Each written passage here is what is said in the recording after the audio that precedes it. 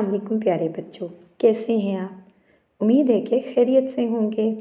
प्यारे बच्चों, इन तस्वीर को गौर से देखिए। क्या आप इन तस्वीर के नाम बता सकते हैं? शुतुरमुर्ग, शहद। शुतुरमुर्ग, शहद। चलिए, मैं अब आपको एक दिलचस्प कहानी सुनाती हूँ। कहानी को गौर से सुनिएगा।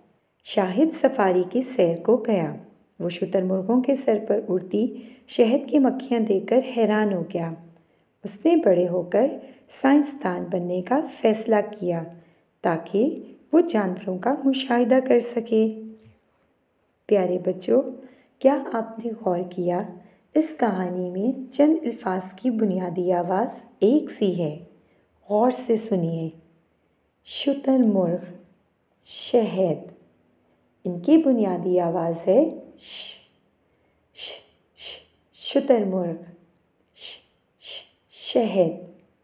प्यारे बच्चों, जैसे कि म्याऊं म्याऊं बिल्ली की आवाज़ है और काएं काएं कौवे की, इसी तरह हरूफ तहज्जी के हर्फ शीन की बुनियादी आवाज़ है श, श।